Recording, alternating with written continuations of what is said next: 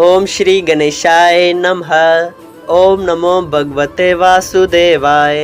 हरे कृष्णा कृष्ण कृष्णा हरे हरे, हरे राम राम राम हरे हरे।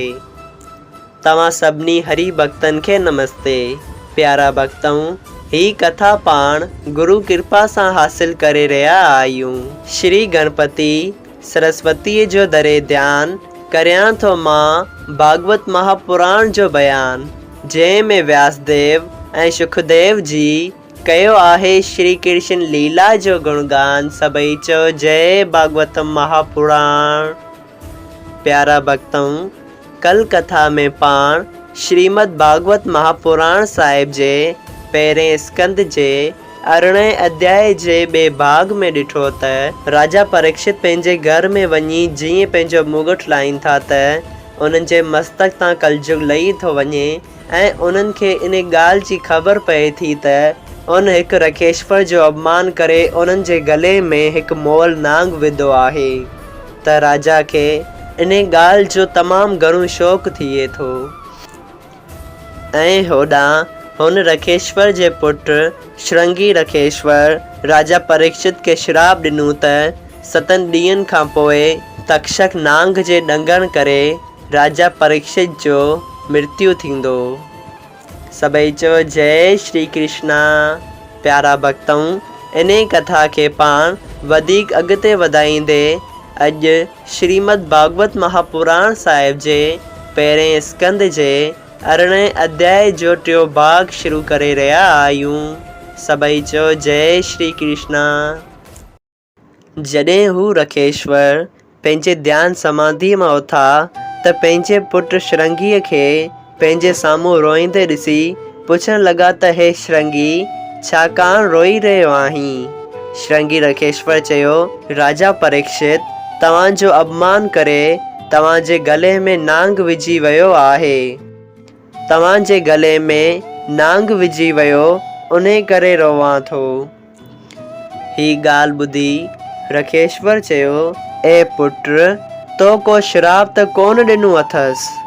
श्रृंगी रखेश्वर चयो, मूं हिन अधर्म करण करे राजा खे श्राप ॾिनो आहे त 7 ॾींहंनि खां पोइ तक्षक नांग जे ॾंगण सां राजा जी मृत्यु थींदी। ही ॻाल्हि ॿुधी रखेश्वर ॾाढो उदास थी वियो ऐं कांवड़जी पंहिंजे पुट खे चयाईं, ए मूर्ख, तो तमामु ख़राबु कमु कयो आहे जो अहिड़े धर्मात्मा राजा खे, जंहिंजे राज में कलजुग जहिड़ा बि दख़ल करे न सघिया, तंहिंखे श्राप ॾिनो अथई। ॾिस, ही उहो राजा आहे जंहिंजी रक्षा स्वयं श्री कृष्ण भगवान उन जे माउ जे पेट में वञी कई हुई। कौरवन ऐं पांडवन जे कुल में इहो ही हिकिड़ो राजा बचियो हो जंहिंजे राज में असां सभु ब्राह्मण ऐं रखेश्वरनि तमामु वॾी ख़ुशी ऐं आराम सां रहिया आहियूं। कंहिं पशु ऐं पखीअ खे बि हिन जे राज में दुख नथो पहुचे। शींहं ऐं बकरी गॾु हिकिड़ी घाट ते पाणी पीअनि था ऐं तो हिन खे थोरे अपराध करण करे एॾी वॾी सज़ा ॾिनी आहे। तो संदसि अवगुणनि खे वरितो, गुणनि खे छॾे ॾिनो। हाणे परीक्षित जे मरण खां पोइ अधर्मी राजा थींदा ऐं उन्हनि जे राज में कलजुग पंहिंजो दख़ल करे जीवन खां पाप कराईंदो। ॾिस, राजा मुंहिंजी आस्थान ते आयो हो ऐं मूं खां पाणी घुरियो हो त खेसि खाधो खाराए आदर भाव करियां हा। ही ॾाढे शर्म जी ॻाल्हि आहे जो मूं उनखे हिकिड़ो लोटो पाणीअ जो बि न पीआरियो ऐं तो अहिड़े वैष्णव राजा खे श्राप ॾेई श्री कृष्ण भगवान जो अपराध कयो आहे। राजा जे मरण खां पोइ सभई माण्हू हिकिड़े वरण जा थी पवंदा ऐं उन पाप जी पार तूं ही आहीं। साधन संतन जो इहो ही धर्म आहे जो हू गुण खे वठनि ऐं अवगुणनि खे न ॾिसनि।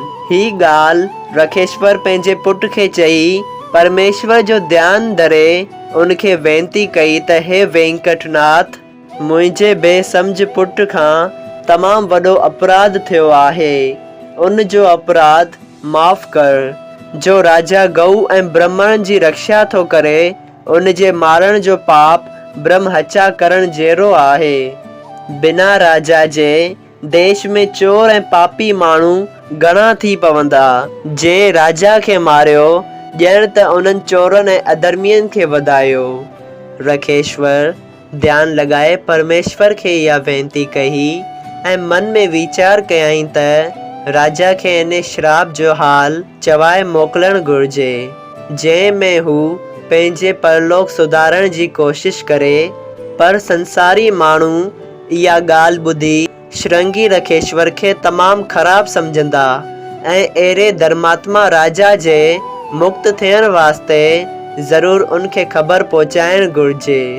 रखेश्वर इहो वीचार करे पंहिंजे चेले करमुक खे घुराए चयो, तूं राजा वटि वञी मुंहिंजे पारां आसीसूं ॾेई चवींसि त श्रृंगी रखेश्वर तव्हांखे हिन तरह श्राप ॾिनो आहे, तंहिं करे तव्हांजो 7 ॾींहंनि खां पोइ तक्षक नांग जे ॾंगण करे मौत थींदो। तव्हां होशियार थी पंहिंजी मुक्तीअ जी तजवीज़ करियो। श्री सूत जी एतिरी कथा ॿुधाए रखेश्वरनि खे चयो,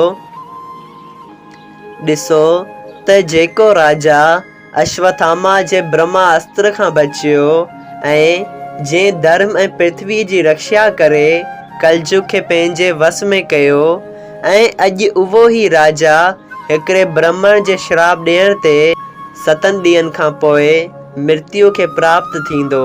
अहिड़ो महाउत्तम दर्जो सिर्फ़ ब्राह्मणनि जो ई आहे। ऐं राजा परीक्षित जी मृत्यु खां पोइ कलजुग सभिनी जाइयुनि ते पंहिंजो दख़ल करे छॾियो। राजा परीक्षित कलजुग जो गुण ॾिसी उनखे न मारियो ऐं अवगुणनि ॾांहुं ध्यानु न कयो। जेके माण्हू धर्मात्मा ऐं भगत थींदा आहिनि उहे गुणनि खे ॾिसी अवगुणनि ॾांहुं नथा निहारीनि। इंद्र लोक, स्वर्ग, वेंकट ऐं दुनिया जो को बि सुख सत्संग जहिड़ो नथो थिए। सोंक जी ऐं ॿियनि रखेश्वरनि ही ॻाल्हि ॿुधी वेनती करे चयो, तव्हां धन्य आहियो जो परमेश्वर जो चरित्र ऐं अमृत रूपी कथा असांखे कननि जे रस्ते पीआरे कृतार्थ करियो था। सूत जी ही ॻाल्हि ॿुधी चयो, अॼु मुंहिंजो जनम वठणु सुजायो थियो जो तव्हां जहिड़ा रखेश्वर ऐं मुनेश्वर मुंहिंजी वॾाई था कनि। मुंहिंजो जनम ब्राह्मण ऐं शूद्र जे पाण में भोग करण सां पैदा थियो हो, सो तव्हां जहिड़नि महात्माउनि जी संगत करण करे मुंहिंजी सभु चिंता लही वई आहे। जेको आदमी जनम वठी परमेश्वर जी कथा ॿुधे ऐं उन जे नाले जो सुमरण ऐं भॼन करे थो, तंहिंजो जनम वठणु सफल आहे। ॾिसो, जिन जे चरणनि मां गंगा निकिती, जंहिं टिनी लोकनि जे जीवन खे तारे छॾियो, जो उन्हनि चरणनि जी भक्ति रखी टिनी लोकनि जे नाथ जो नालो वठे, उन जी कथा कननि सां ॿुधे थो, उन जी वॾाई केरु करे सघंदो। आदमी जो जेतिरो वक़्तु परमेश्वर जी कथा ॿुधण ऐं नाम जपण ते गुज़रंदो आहे, ओतिरो वक़्तु हिन जी उमिरि मां घटि नथो थिए। मूं में कहिड़ी सुमर्थी आहे जो परमेश्वर जे गुणनि जो बयानु करे सघां। जहिड़ी तरह पखी पंहिंजी ताक़त अनुसार आसमान में उॾामंदो आहे पर आसमान जो अंत नथो लही सघे, तहिड़ी तरह ब्रह्मा जी, शिव जी, ॿिया देवताऊं ऐं रखेश्वर पंहिंजे ज्ञान ऐं सुमर्थी अनुसार परमेश्वर जो सुमरण ऐं ध्यानु कनि था, मगर उन जे अंत खे कोई पाए नथो सघे। आख़िर रखेश्वर जो चेलो कुरमुख रखेश्वर खे नमस्कार करे राजा परीक्षित खे नियापो ॾियण लाइ रवानो थियो। सभई चयो, जय श्री कृष्णा। श्रीमद् भागवत महापुराण स्कंद पहिरियों 18 अध्याय संपूर्ण थियो। अगरि तव्हां सभिनी हरि भक्तनि खे हिन कथा मां लाभ हासिल थियो हुजे त कृपया हिन कथा खे ॿियनि हरि भक्तनि सां शेयर कयो त उन्हनि जो बि भलो थिए। सभई चयो, जय सिया राम, राधे राधे।